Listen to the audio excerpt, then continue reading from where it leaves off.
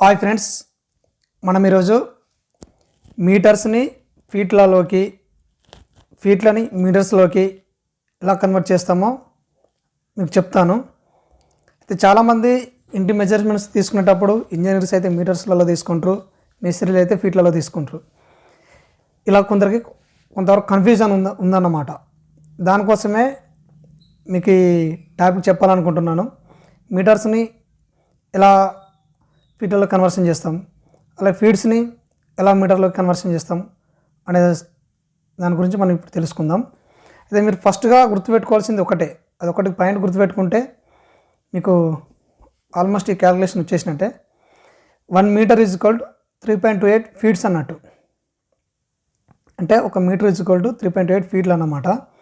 దీన్ని ఇప్పుడు ఈ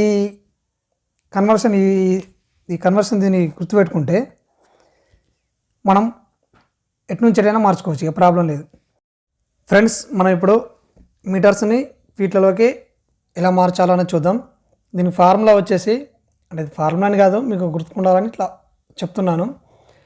మీటర్స్ ఇంటూ 3.28 అంటే మనకి ఇక్కడ మీటర్స్ అంటే ఏంటి అంటే మనకి ఎన్ని మీటర్స్ని ఫీట్లలోకి మార్చాలి అనేది. 3.28 అంటే మీకు చెప్పేసిన already 1 metre is equal to 3.28 అని. ఇప్పుడు సపోజ్ 5 మీటర్స్కి మనం మార్చాలి అనుకుందాం. 5 ఇంటూ 3.28 ఇప్పుడు ఏమవుతుంది? 16.4. అంటే 16.4 అనేది ఫీట్స్. అంటే 5 మీటర్స్కి 16.4 ఫీట్స్ ఉంటుందని అర్థం. ఇలా మనం మీటర్స్ని ఫీట్లలోకి ఈ విధంగా కన్వర్ట్ చేస్తాం. అలాగే ఇప్పుడు ఫీట్స్ని మీటర్లో కన్వర్ట్ చేద్దాం.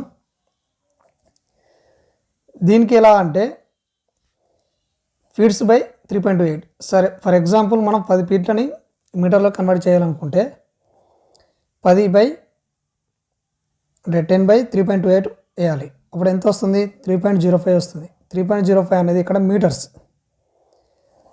మీరు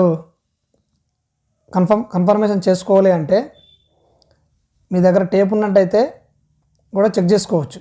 అంటే 10 ఫీట్లకి 3.05 మీటర్స్ ఉందా లేదా, అండ్ అలాగే 5 మీటర్స్కి 16.4 ఫీట్స్ ఉందా లేదా. అంటే 16.4 అంటే 16 ఫీట్స్ 4 ఇంచెస్ అని అర్థం.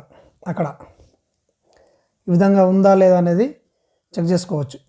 ఈ విధంగా సింపుల్గా మీటర్స్ని ఫీట్లని మీటర్స్లోకి సింపుల్గా కన్వర్ట్ చేసుకోవచ్చు. మీకు ఈ వీడియో నచ్చినట్టయితే లైక్ చేసి షేర్ చేయండి. Thanks for watching.